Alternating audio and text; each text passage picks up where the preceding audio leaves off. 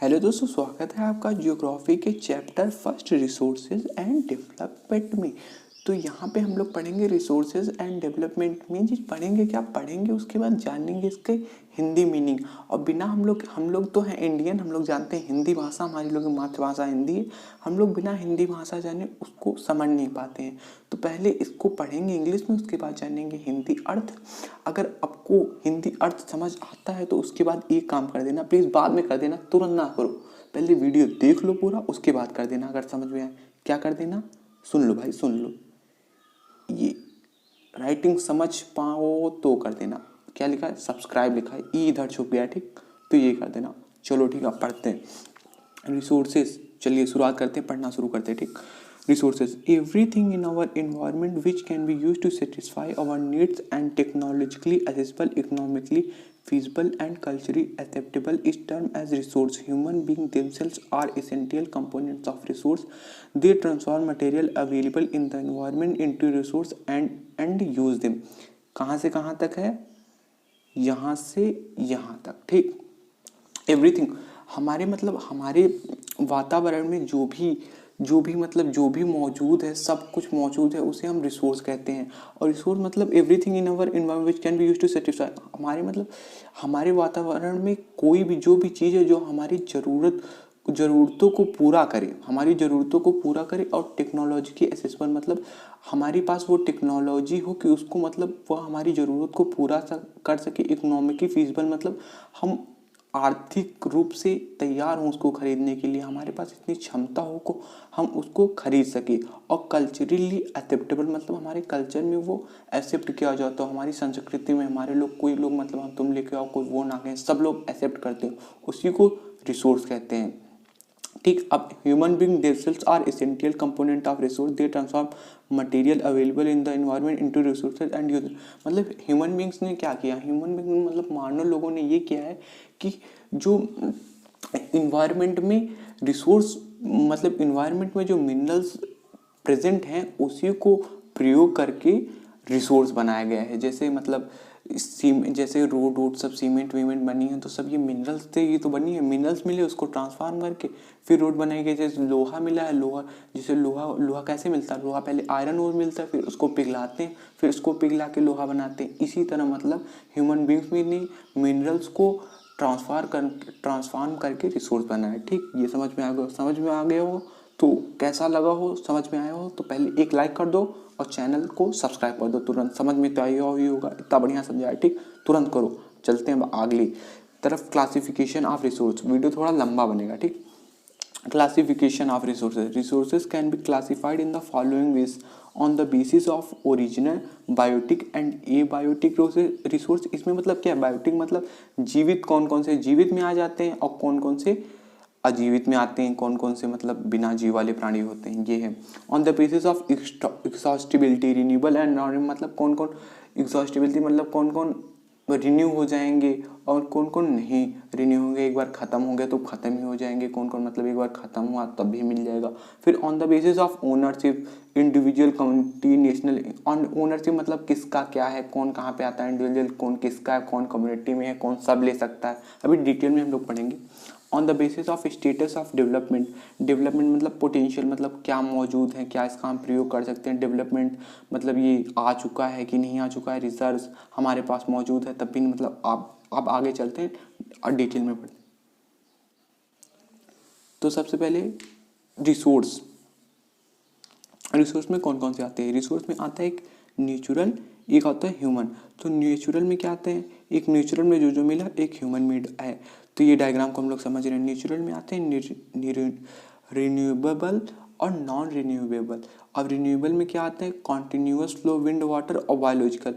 Continuous flow जो continuous wind हवा चलती है, वाटर चलता मिलता है, यही आता है। और बायोलॉजिकल में नेचुरल वेजिटेशन, फॉरेस्ट नेचुरल प्रकृति का सब, झाड़ी वाड़ी, पेड़ पौधे, फॉरेस्ट, जंगल वंजल, और विल्ड लाइफ जीव जंतु, जानवर वानवर। और नॉन रिन्यूएबल रिसोर्सेज में आता है रिसाइक्लिंग मेटल्स और non recyclable metal. Recycling metal में जैसे लोहा, चांदी सोना ये सब रिसाइकल हो जाता है ना एक बार, जैसे टूट फिट जाए फिर उसको गला के फिर दूसरा आकार दे सकते हैं। और नॉन रिसाइकलेबल फॉसिल फ्यूल मतलब जो पेट्रोल है अगर एक बार ख़त्म हो गया तो मिलेगा नहीं, डीजल है गाड़ी में चला दिया गाड़ी ख़त्म हो गया फिर तो मिलता नहीं।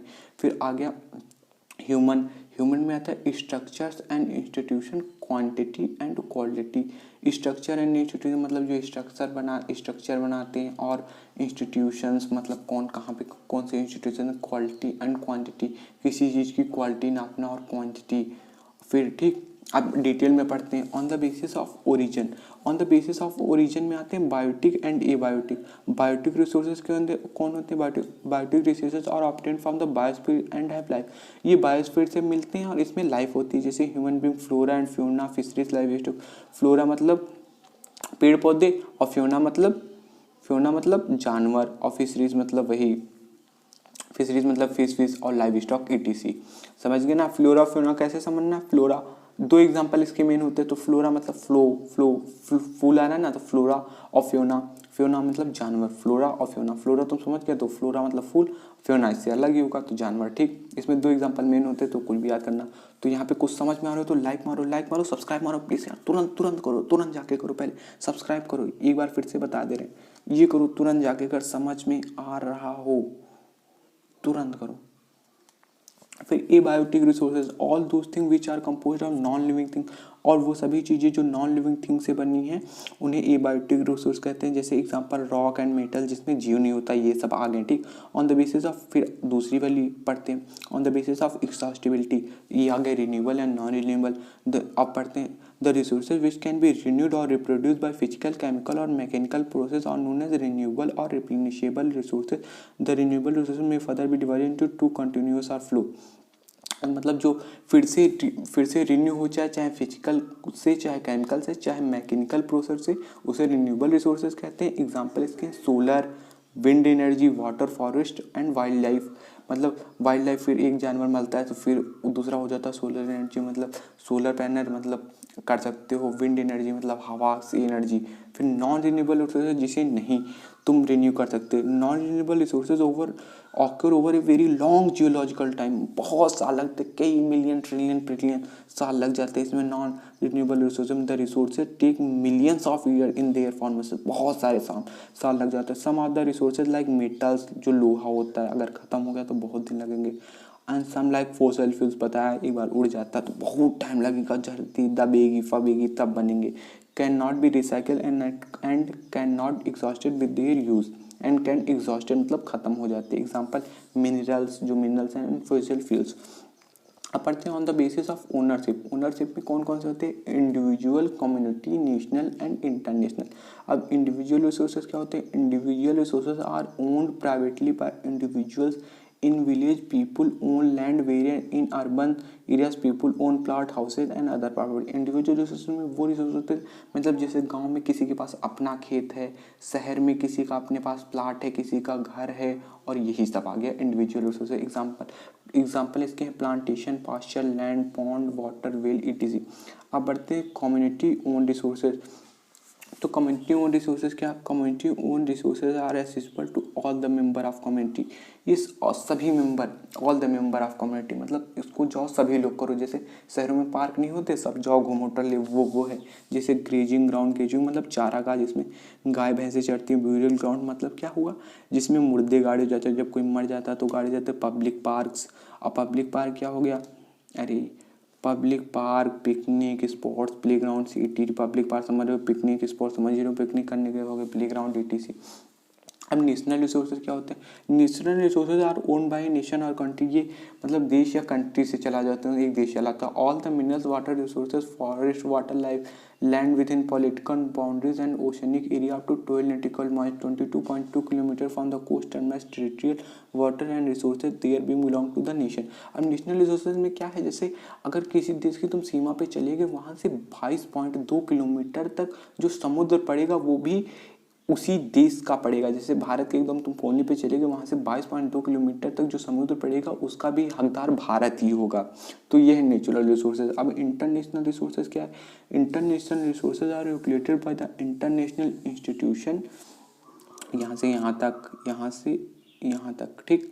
International resources are regulated by international institution. The oceanic resources beyond 200 nautical miles of the exclusive economic zone belong to open ocean and no individual country can utilize this without the concurrence of international institution। अब इसमें क्या है, अब वो जो ये यहाँ पे नेशनल रिसोर्सेज पढ़ रहा है, कुछ इसी की तरह इंटरनेशनल रिसोर्सेज पढ़ रहा है। बिल्कुल ये भी समुद्र ही की तरह है, जैसे किसी भी सीमा के समुद्र के 200 किलोमीटर तक उस देश का एक्सक्लूसिव इकोनॉमिक जोन माना जाता है, कुछ होता होगा यही माना जाता है।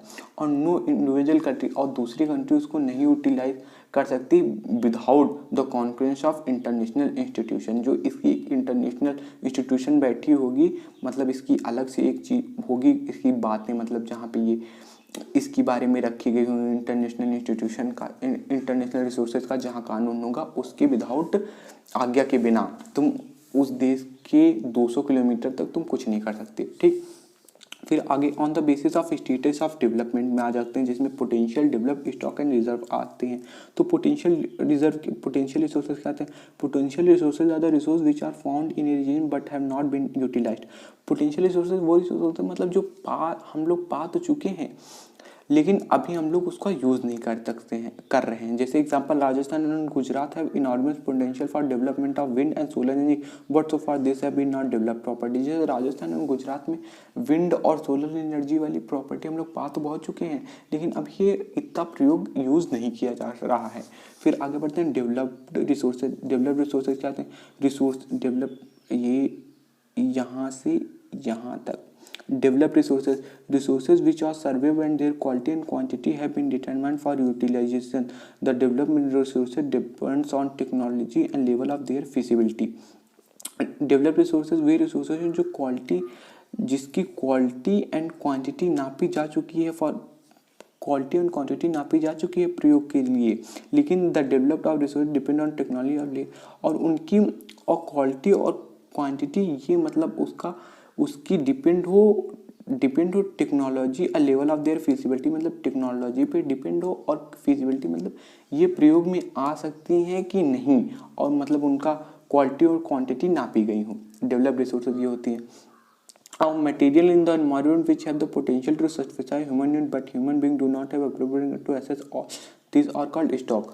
स्टॉक क्या होता है? Material in the environment which have the potential to satisfy human needs but human do not have appropriate technology to access this are called stocks.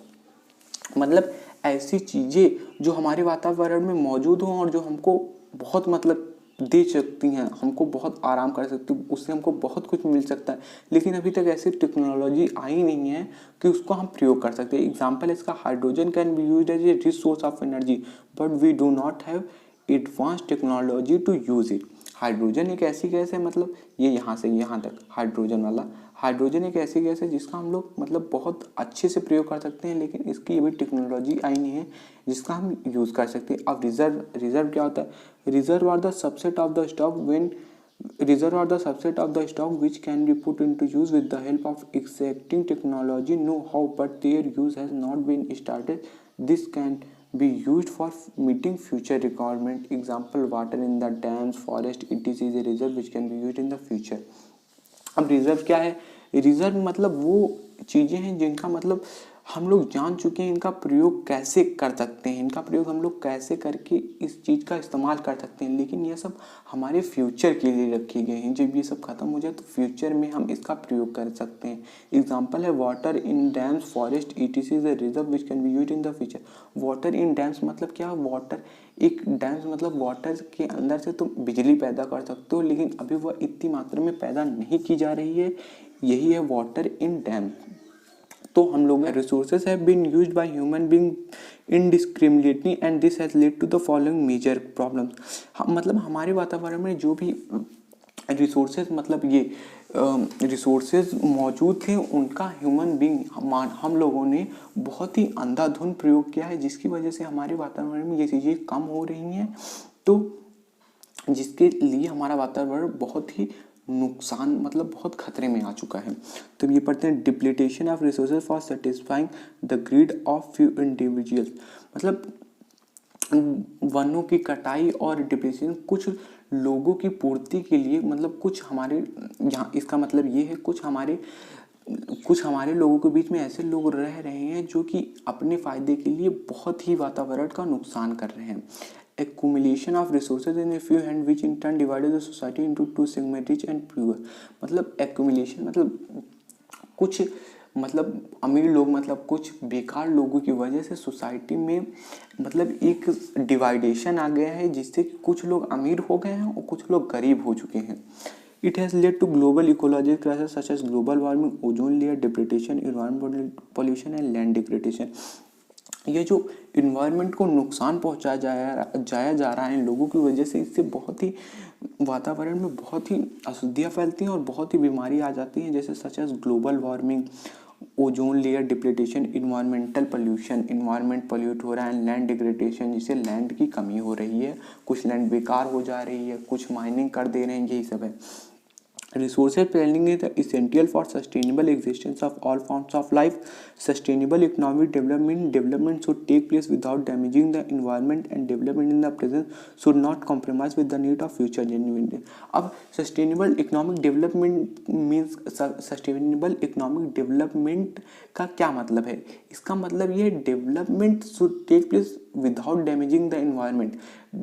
Development तो हो, धरती का डेवलपमेंट हो, लेकिन वो इन्वायरमेंट को बिना नुकसान पहुंचाए हो, और आज का जो डेवलपमेंट हो इससे फ्यूचर में जो मिनरल्स हो उसकी कमी ना हो। तो सस्टेनेबल डेवलपमेंट ये है। अब रिसोर्सेज प्लानिंग क्या है? Resources planning in India there are some regions which can be considered self-sufficient in terms of the availability of resources, or there are some regions which have acute shortage of some vital resources। they call our balanced resource planning at the national, state, region and local level। मतलब India में ऐसी बहुत सारी जगहें हैं जहाँ पे कहीं कहीं तो बहुत सारा रिसोर्स है और कहीं कहीं पे तो बहुत सारा रिसोर्स कम है। तो यही है, इसी की वजह से रिसोर्सेज प्लानिंग की जानी चाहिए। तो resources planning in India, resources planning is a complex process which involves identification and inventory of resources across the region of the country। This involves surveying, mapping and quantitative estimation and measure of the resource। Identification and inventory resources, इसमें ये करना चाहिए, मतलब जगह जगहों की surveying करनी चाहिए, निरीक्षण करना चाहिए, उसकी मैपिंग, उसके पूरे मैप बनानी चाहिए, कहाँ पे कौन सी चीज़ें उपलब्ध है, कौन सी नहीं होती। क्वालिटी एंड क्वांटिटी एस्टिमेशन, उसकी क्वालिटी नापनी चाहिए, क्वांटिटी कितने में है यह नापनी चाहिए। Measurement of the resources. अब evolving a planning structure endowed with appropriate technology, skill and institutional setup for implementing resources development plans. मतलब इसके लिए एक अच्छा सा प्लान करना चाहिए, वहाँ पे टेक्नोलॉजी बैठानी चाहिए, इसके लिए हमारे पास कितनी स्किल हैं, इस मटेरियल को हम दूसरे प्रदेश तक कैसे पहुँचाएंगे, कैसे करेंगे, ये सब। Matching the resource development plans with overall national development plans.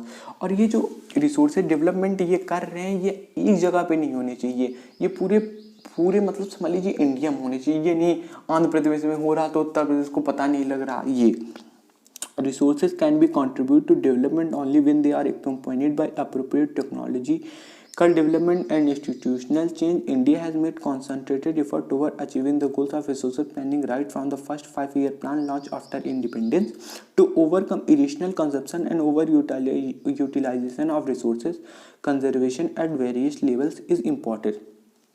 Resources can B, मतलब ये जो रिसोर्सेज हैं, रिसोर्सेज हम लोगों को तभी मतलब फ़ायदा दे सकते हैं जब इसके लिए एक अच्छी सी टेक्नोलॉजी हो एंड इंस्टीट्यूशनल, इसके लिए इंस्टीट्यूट हो, हम लोग जाने इस रिसोर्स को कैसे हम लोग प्रयोग कर सकते हैं, तभी इसका हम लोग फ़ायदा कर सकते हैं। आज़ादी के कुछ ही समय बाद हमारे लिए हमारी सोसाइटी, मतलब हमारी सरकार ने रिसोर्स बचाने के लिए, उसका प्लान करने के लिए इसने समिति बैठा दी थी, लेकिन हमारे देश के मतलब इतने बेकार कर्मचारी हैं तब भी ये कुछ कर नहीं पाए। हमारे देश पे कब्जा क्यों हुआ था? अंग्रेज क्या करने यहाँ आए थे? यहाँ रेल की पटरी थोड़ी बैठाने आए थे। अंग्रेज हमारे देश के जो रिसोर्स थे उन्हीं को लेने आए थे, उन्हीं को लेके अपने वो देश को रिच करने आए थे। तो ये है। फिर आगे चलते हैं अपने लैंड रिसोर्स की तरफ। तो पहले लैंड रिसोर्स में यहाँ से यहाँ तक पढ़ते हैं, ठीक। Land is a natural resources of utmost importance. It supports natural vegetation, wildlife, human life, economic activity, transport and communication system. India has land under a variety of relief feature, namely mountains, plateau, plains, island and zones below. मतलब land क्या है? Land हमारी धरती का सबसे मुख्य हिस्सा है। हम लोग आसमान में तोड़ते नहीं। यह किसको किसको सपोर्ट करता है? ये हमारी धरती पर मतलब बहुत चीज़ों को सपोर्ट करता है। केवल हमें लोग नहीं धरती पे एग्जिस्ट करते हैं। जैसे नेचुरल वेजिटेशन मतलब पेड़ पौधे, झाड़ियाँ वाड़ियाँ, वाइल्ड लाइफ, जंगल, ये सब, शेर फेर, कुत्ते, भेड़, ह्यूमन लाइफ जो हम लोग हैं, इकोनॉमिक एक्टिविटीज़, आर्थिक स्थिति जिसमें पूरी डूबी पड़ी है, ट्रांसपोर्ट, गाड़ी, कम्युनिकेशन सिस्टम, बात कर रहे हैं फ़ोन पे, जैसे हमारा वीडियो तुम देख रहे हो, अभी तक सब्सक्राइब नहीं किए कि नहीं करो, सीधे सब्सक्राइब बटन दबाओ अगर वीडियो देख रहे हो। India has land under variety of relief feature namely mountain. India में कितने सारे माउंटेन हैं, प्लेट्यू प्लेन्स हैं, आइसलैंड हैं एंड सोर्स बिलो। ये है प्लेन्स, माउंटेन्स और प्लेट्यू। प्लेन्स कितने परसेंट है? प्लेन्स मतलब जिसमें खेती वेती होती है, जिनमें खेत कर सकते हो ये। माउंटेन्स कितने हैं? माउंटेन 27% है, नहीं माउंटेन 30% है, ठीक। पहाड़ वही वाले एरिया। प्लेट्यू में क्या तो होते हैं जिसमें फॉसिल फ्यूल्स मिलते हैं और मिनरल्स मिलते हैं, वो कितने हैं? 27%। माउंटेन जो 30% यहाँ लिखा है, धीरे धीरे वो कम करते चले जा रहे हैं। और प्लेट्यूज जो है वो भी मटेरियल मिनरल्स निकाले जा रहे हैं, बंद तो रही नहीं, निकाले घचाघच जा रहे हैं। और ये ज़मीन भी बर्बाद कर देते हैं किसान, कोई सही से इरिगेशन नहीं करता, किसी को सही पता नहीं है, तो इस वजह से ज़मीन भी सब मतलब पूरा इन्वायरमेंट की पूरी नाश कर ही दे रहे हैं। अब उसकी बात करते हैं लैंड यूटिलाइजेशन। लैंड कैसे प्रयोग हो रही है? Land resources are used for the following purpose. Land कैसे कैसे यूज़ की गई है, कैसे कैसे हिस्सों में बांटी गई है। पहले फॉरेस्ट में बांटी गई है। Land not available for cultivation. Land जो खेती के लिए नहीं यूज़ की है, उसमें दो प्रकार की आती है, बैरिन एंड वेस्ट लैंड, जो बंजर ज़मीन है जिस पे कुछ उगता ही नहीं है, और या बेकार ज़मीन। लैंड पुट, और फिर दूसरा land put to non agriculture uses, ऐसी ज़मीन जो एग्रीकल्चर के लिए नहीं यूज़ होती है, ठीक। उसके बाद फिर चौथा आ गया आपका फैलो लैंड्स में आते हैं। उसके बाद पांचवा आता other uncultivated land, other uncultivated जिसको जोत नहीं सकते। फिर छठा आता नेट जोन एरिया। फिर पढ़ते हैं land use pattern in India, मतलब इंडिया का क्या पैटर्न है। The use of land is determined physical factor, human factor. Physical factor में such as topography, climate, soil type. Physical factor में क्या? टोपोग्राफी, फिर कैसा क्लाइमेट है, कैसी सॉइल है, टाइप्स। फिर ह्यूमन फैक्टर में क्या है? Human factor such as population, density, technology, capability and culture and tradition. Human factor में क्या मतलब किस तरह पे कहाँ कैसी पॉपुलेशन है, कैसी वहाँ पे टेक्नोलॉजी यहाँ हाथ से कर रहे हैं कि वहाँ ट्रैक्टर लग रहे हैं। कैपेबिलिटी, कैसी कैपेबिलिटी मतलब क्षमता। कल्चर, वहाँ का कैसा कल्चर, वहाँ धान बोया जाता है कि वहाँ मछली खाते हैं, वहाँ तालाब बना पानी भर देते हैं, यही है। The data below present the land use pattern. ये लैंड यूज पैटर्न का डाटा आप लोग देखना चाहें तो ये देख सकते हैं पूरा। ये थोड़ा छोटा नहीं होता ये, चलो ठीक। अब पढ़ते हैं वेस्ट लैंड के बारे में। कितना लंबा यार। वेस्ट लैंड पढ़ते हैं। Waste land is the land put to other non agriculture uses which include rocky, arid and desert area, road, railways, industry. It is continuous use of land over a long period of the time without taking appropriate measure to conserve and manage it, result in land degradation. अब waste land क्या मतलब है? मतलब बहुत सालों से ये जो फैक्ट्रियाँ बनाई जा रही हैं और रोड बनाई जा रही हैं, डिज़र्ट है, रेलवे है, इंडस्ट्रियाँ बढ़ाई जा रही हैं, इससे क्या हो रहा है? इससे हमारी जो धरती है वो छोटी होती जा रही हैं, वेस्ट लैंड डेथ हो जा रही हैं। और काफ़ी सारे जो पहाड़ हैं, रॉकी हैं, एरिड हैं, इन पे थोड़ी हम लोग खेती कर सकते हैं। इसलिए हमारी मतलब धरती बहुत वेस्ट होती चली जा रही है। इसके लिए एक प्रॉपर वो बनाना चाहिए, एक डिसीजन लेना चाहिए। फिर हम लोग पढ़ते हैं land degradation and conservation measures. जो लैंड घटती जा रही है उसको हम लोग कैसे बचाएं, ये है। Human activities such as deforestation, over grazing, mining, ये यहाँ से यहाँ तक पढ़ेंगे, ठीक। Human activities such as deforestation, over grazing, mining and quarrying have contributed significantly to land degradation. Mining sites leave deep scarce traces of overburdening the land. In recent years, industrial effluents as waste have become a major source of land and water pollution in many parts of the country.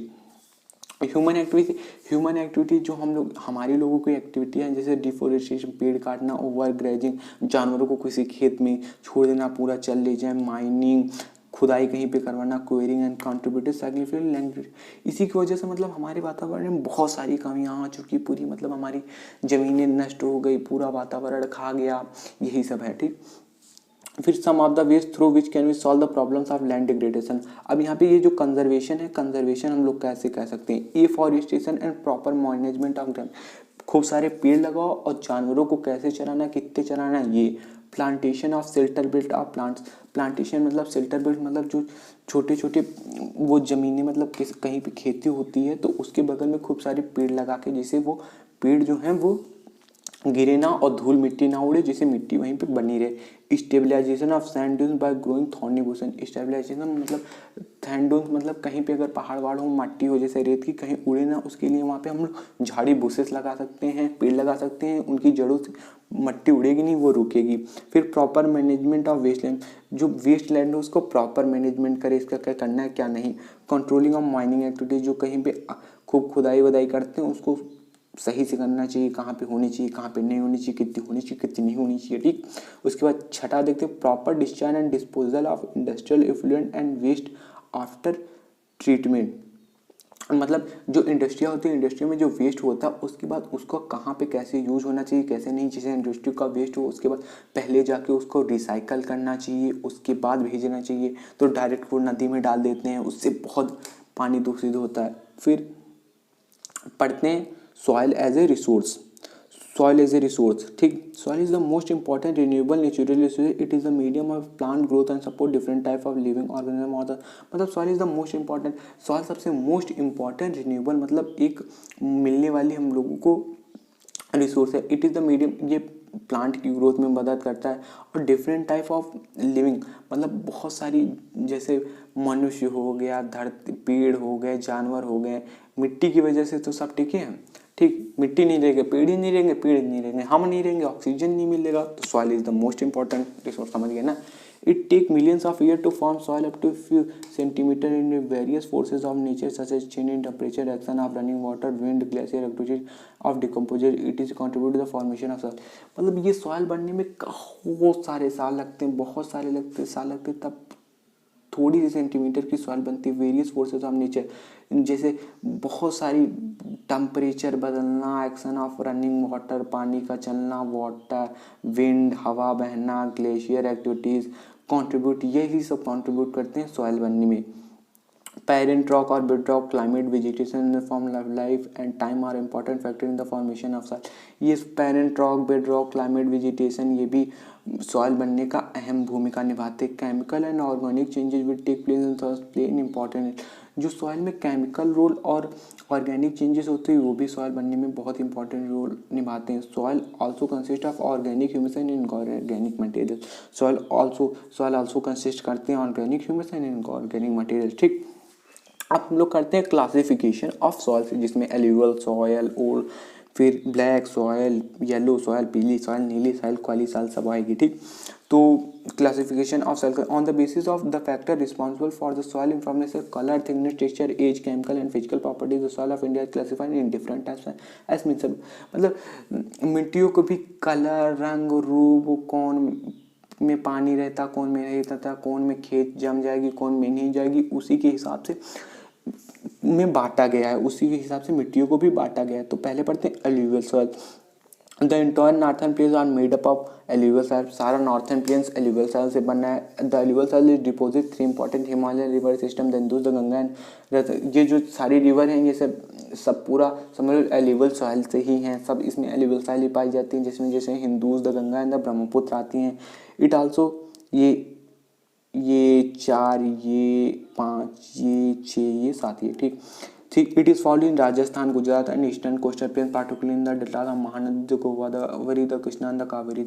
ये also ये पाई जाती है यहाँ राजस्थान में भी, गुजरात में, eastern coastal plain mainly, deltas of Mahanadi के deltas में, गोदावरी में, कृष्णा में and the Kaveri river. The alluvial consist of various proportion of sand silt and clay as we move inland toward the river with soil particle appear to be bigger size various in the upper side of river beneath the soil are coarse।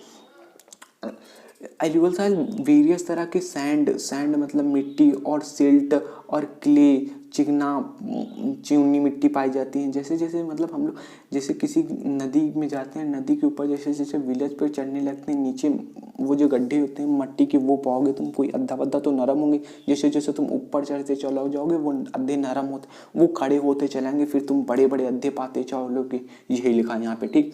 Based on age alluvial soil can be classified as, उसकी age पे alluvial soil काटा बांटे गए old alluvial और new alluvial.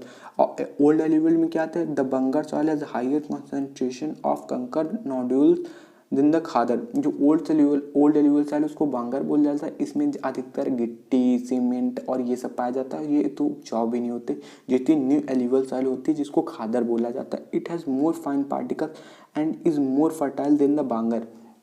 ये fine particles में गिट्टी मोरम बहुत कम पाई जाती है और ये बांगर से ज़्यादा उपजाऊ होती है। फिर पढ़ते हैं alluvial soils are very fertile, this soil contain an adequate proportion of potash phosphoric acid and lime which are ideal for the growth of sugar cane paddy wheat and other cereal and pulse crops. Alluvial soil में बहुत तरह के पाए जाते हैं soil content, जैसे कि potash phosphoric acid lime which are ideal for the growth of sugar cane, ये शुगर केन के लिए बहुत अच्छा होता है। और पैडी मतलब क्या होता है समझते हो? पैडी मतलब रुको देख के बताते हैं, भूल गए यार, समझ नहीं आ रहा। पैडी मीन्स होता है, पैडी मीन्स क्या होता है, चावल होता है, गेहूँ होता है, धान होता है। रुको पैडी बताने सर्च करके तुम लोग बता रहे हैं यार। पैडी मतलब कहीं तो मैंने लिखा था पैडी मतलब बता रहे पैडी मतलब होता है भैया धान। लो हमने बता दिया, भले थोड़ा टाइम लगा लेकिन पैडी मतलब होता है धान, ठीक। पैडी व्हीट मतलब गेहूं, अदर सीरियल पल्स क्रॉप मतलब दाल, ठीक। अब पढ़ते ये देख लो भैया एल्यूवल सॉइल का दृश्य देख लो, यही होता है खेतों में, को लगता है एल्यूवल सॉइल ही अपने सबके खेतों में। चलो तो आप पढ़ते हैं black soil. The soil is black in colour, ये ब्लैक कलर की होती है। इन आल्सो इसको रेगुलर सॉइल भी बोला जाता है। Climatic condition along with the parent rock material are the important factor for the formation of black soil. मतलब मौसम बहुत अहम भूमिका निभाता है ब्लैक सॉइल को बनाने में। The soil is the ideal for growing cotton and is also known as black cotton. यह बहुत जरूरी है। कॉटन जो होती है ब्लैक सॉइल में ही निभाई होती है और कॉटन के लिए बहुत ज़रूरी है ब्लैक सॉइल, और इसीलिए इसको ब्लैक कॉटन सॉइल भी बोला जाता है। अभी तीसरा वाला पॉइंट पढ़ते हैं, ये यहाँ से यहाँ तक। This type of soil is typical of Deccan Trap basalt region spread over northwest Deccan Plateau is made up of lava flow। ये किससे बनी है? यह जो डेक्कन प्लेट्यू में जो लावा है, लावा के फ्लो से ब्लैक सॉइल बनी है। अब चौथा पॉइंट पढ़ते हैं। The soil covers the plateau of Maharashtra, Saurashtra, Malwa, Madhya Pradesh, Chhattisgarh, extend in the south east direction along the Godavari and the Krishna valleys. ये मतलब ये सॉइल कहाँ कहाँ पे है, कहाँ पे इसने कवर किया है, जैसे कि Maharashtra, Saurashtra, Malwa, Madhya Pradesh, Chhattisgarh, extend in the south east direction along the Godavari Krishna and valleys. अब पांचवा पॉइंट पढ़ते हैं। The black soil are made up of extremely fine clay materials and well known for the capacity to hold moisture। Black soil क्या है? Black soil clay मतलब clay इसमें थोड़ा मतलब हमेशा लगा रहता है, पानी होता है, पानी जैसा भरा रहता है।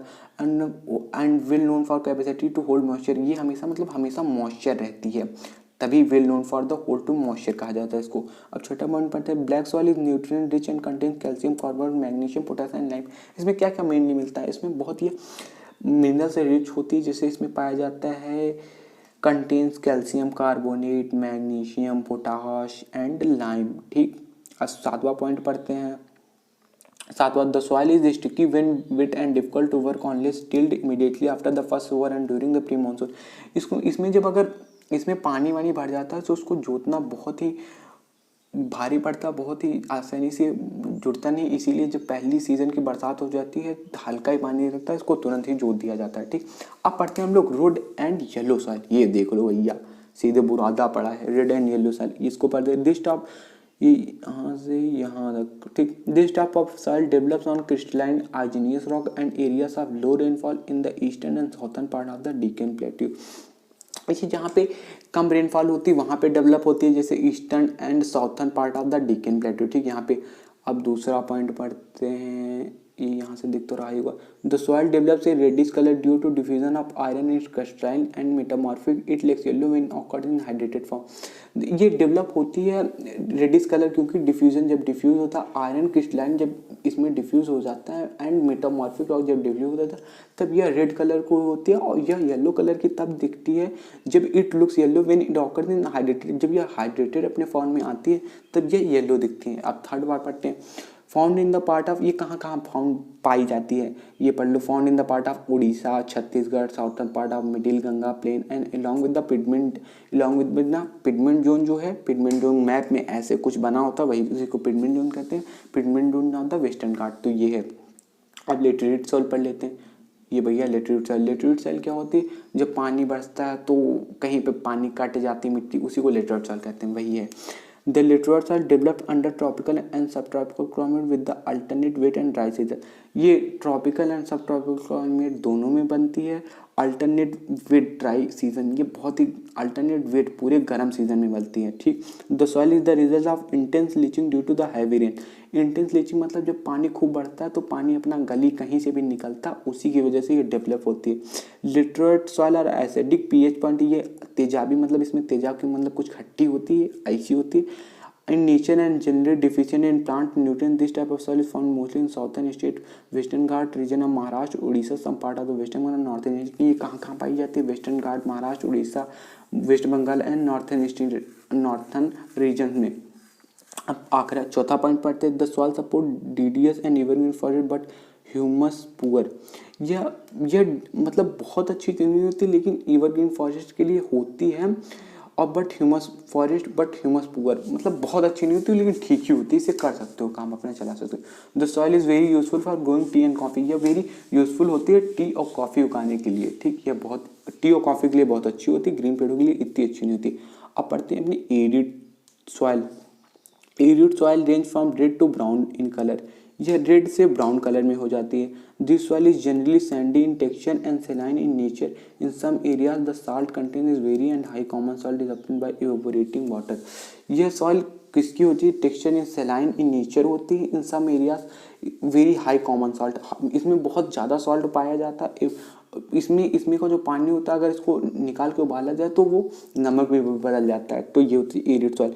Arid soil lacks humus and moisture, इसमें ह्यूमस और मॉइस्चर बहुत कम होता है, ठीक। The lower horizon of the soil are occupied by kankar because of the increasing calcium content downward the kankar layer formation is the bottom horizon restricted to infiltration of water. अब क्या है, जैसे फैक्ट्रियों में वो जो कंकड़ चूना मिट्टी पीसा जाता है, वो जब उड़ के किसी एरिड सॉइल के खेत में गिरता है तो वो जब नीचे जम जाता है, उसके खेत में जम जाता है। इसी की वजह से जब ऊपर से जब पानी भरा जाता है इस खेत में, तो ये जो नीचे चूना पत्थर वो जब भर जाता है, उसी की वजह से पानी नीचे पहुंच नहीं पाता, वही इस खेत को बहुत नुकसान करता है एरिड सॉइल को। तो अगला पढ़ते हैं फॉरेस्ट सॉइल, तो ये लास्ट है, उसके बाद सॉइल इरोजन एंड कंजर्वेशन है, बस वीडियो खत्म, ठीक। तो फॉरेस्ट सॉइल क्या है, this soil are found in hilly areas and mountains area. अब फॉरेस्ट सॉइल है तो हिली एरिया और माउंटेन एरियाज में तो पाई ही जाएगी। The soil texture in loamy and silty in valley side and coarse grain and the upper slope. The soil texture is loamy होता है, सिल्ट इन वैली साइड्स और coarse grain in the upper slopes. तीसरा point पढ़ते हैं। In the snow covered areas of Himalaya this soil experience denudation and acid with low humus content. This soil is fertile on the river terrace and alluvial fans. यह हिमालय मतलब ये पानी, यह जो soil होती है यह हिमालय मतलब पहाड़ों के ऊपर बनती रहती है और ये अपना अपना बदलती रहती है। इस पर कोई खेती करने नहीं जाता, इस पर जो होता है खुद उगते हैं, पेड़ उगते हैं, लेकिन बहुत बढ़िया होते हैं, देखते नहीं पहाड़ों पे कितनी हरियाली रहती, वही है। The map shows the different types of soil found in India. ये मैप है जो डिफरेंट सॉइल फाउंड करता है, ये अपनी बुक में देख लेना, एनसीईआरटी बुक में ये, ठीक। अब सॉइल इरोजन एंड कंजर्वेशन, जो सॉइल कटती है और उसको कैसे बचा जा सकता है, कैसे कंजर्व किया जाता है। अब the denudation of soil cover is subsequent washing down is describes as soil erosion. The soil erosion is caused due to human activity like deforestation, overgrazing, construction and mining etc. Also there are some natural forces like wind, glacier and water which lead to the soil erosion. Soil erosion is caused due to defective method of farming. अब soil erosion क्या, soil erosion मतलब जिसे मिट्टी का जो कटाव होता है, मिट्टी जो उड़ जाती है, मिट्टी कैसे खेत बर्बाद हो रहे हैं, ये कैसे हो रहा है, ये जैसे जैसे पानी खूब बढ़ जाता है तो पानी कहीं गलियों से निकलता है, कहीं निकलता है तो वो जैसे खांचे बना के चला जाता है। इसी की वजह से मिट्टी बहुत बढ़ जाती है। बार बार उधर डिफॉरेस्टेशन, इंसान पेड़ नहीं लगाते, उसकी जो जड़ें हैं वो मिट्टी के बहाव को रोकती हैं। इंसान पेड़ काटे जा रहा है। ओवर ग्रेजिंग, जो घासें खूब चरा दी जाती है, घास चराने की वजह से जड़ बचती नहीं तो मिट्टी बहुत नरम हो जाती है तो बह जाती है। कंस्ट्रक्शन करते हैं, माइनिंग, जो खुदाई बराबर चल रही, और natural forces like natural forces जैसे विंड की वजह से भी मिट्टी बर्बाद होती है। जैसे कहीं मिट्टी खेत में पड़ी है, उधर से हवा चल रही तो सारी मिट्टी उड़ जाएंगी, जिसकी की वजह से खेत के किनारे किनारे पेड़ लगाए जाते हैं जिससे कि मिट्टी उड़े ना। ठीक। अब अब पढ़ते हैं the running water cuts through the clay. The running water, यही बताना, द बहता हुआ पानी जो मिट्टी को काटता है उसी की वजह से बहुत बर्बाद होती है।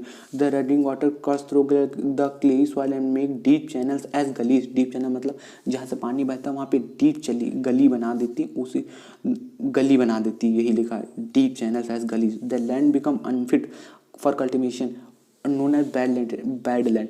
फिर वो खेती के लिए बहुत बेकार हो जाती है, जिसकी वजह से उसको बैड लैंड भी बोला जाता है। When water flows as a sheet over large areas down a slope and the top soil is washed away, it known as seat erosion. When water flows as a seat over a large areas down and slope at the top soil is washed away, मतलब जब पानी बहुत ही मात्रा में एक ऊपर से नीचे जाता है उसको सीट इरोजन कहते हैं। जब पूरा एकदम मतलब खूब पानी लेके जाता है इसे गली से, सीट पूरी बना देता है, उसको सीट इरोजन कहते हैं। Wind blows loose soil of flat और sloping is known as wind erosion. Wind blows loose soil, जब हवा बहती है और मिट्टी को, ये पहले हम तुमको बता चुके हैं, जब हवा बहती है मिट्टी को उड़ा ले जाती है, मिट्टी का नुकसान करती है, उसको विंड इरोजन भी कहा जाता है। इरोजन मतलब नुकसान, जो मिट्टी को नुकसान कर रही हैं। अब different ways for soil conservation, अब बहुत तरीकों से जिससे हम सॉइल को बचा भी सकते हैं, तो उन तरीकों को पढ़ते हैं। Ploughing along the contour line decelerates the flow of water down the slopes. This is called contour ploughing. अब contour ploughing क्या होता है? contour ploughing में ये होती है, मतलब एकदम प्लेन बना दिया जाता है, खेतों को जैसे एकदम प्लेन बना दिया जाता है, जिसकी वजह से कहीं ऊंचा नीचा ना हो, जिसकी वजह से मिट्टी उड़ जाए, खेते में से पानी निकले, तो इसी को कंट्योर प्लाफिंग कहते हैं। Terrace cultivation restricted erosion, this type of agriculture practice done western and central Himalaya. Terrace cultivation वो होती है जिसमें मतलब पेड़ वेड़ लगाए जाते हैं, जिससे मतलब मिट्टी होना, ये अलग अलग टाइप की खेती है, जिससे मतलब सॉइल उड़ती नहीं है, सॉइल कंजर्व रहती है, सॉइल बची रहती है। अब फिर third, when a large field is divided into strip and strips of grass are left to grow between the crop, then this break of the force of the wind, this method is known as strip cropping. Strip cropping क्या, मतलब अगर कहीं खेत में बोई जाती है तो उन हर जगह पे थोड़ी थोड़ी घास उगा दी जाती है। घास इसलिए उगा दी जाती है जिससे कि मतलब जो भी बोया जाए उस पर हवा ना लगे और वो सब उड़े ना, उसको क्या बोला जाता है? Strip cropping. अब बढ़ते हैं इस चैप्टर के लास्ट पॉइंट पे बढ़ते हैं। तो वीडियो खत्म होने, अगर भाई लास्ट तक कोई देख रहा हो तो यार बिना करे ना जाओ, अगर कोई देख रहा हो प्लीज़ ये कर दो, please please please please subscribe कर दो प्लीज़। लास्ट पॉइंट पढ़ते हैं, planting lines of trees to create shelter help in the stabilization of sand dunes and in stabilizing in the desert in western India. Rows of such trees are called shelter bed. अब shelter bed में ये होता है, जैसे कोई बड़ा खेत हो तो बड़ा खेत में कहीं पे आप लोग देखते नहीं, खेत के बगल में ऐसे ऐसे पेड़ एक पेड़ लगे रहते हैं, एक पेड़, वो पेड़ किस लिए लगाए जाते हैं? जिससे कोई हवा बहे तो हवा वो पेड़ को रोके और फसलों को बर्बाद ना करे, उसको शेल्टर बेड्स कहते हैं। तो वीडियो भी यहीं पे खत्म होता हो। अगर अभी लास्ट तक देख रहे हो तो भाई सलाम है तुमको, सलाम है, इतना लंबा वीडियो देख गए। तब तक अगर देख रहे हो तो कर दो यार प्लीज़ यार, कर दो, ये कर दो, मतलब सब्सक्राइब कर दो, जो भी लग हो। एक बार फिर से सब्सक्राइब लिख देने, बढ़िया राइटिंग, SUBSCRIBE, ये देखो कितना बढ़िया लिख दिया। सब्सक्राइब कर दो, ये कर दो, ये लाइक। ठीक, बाय।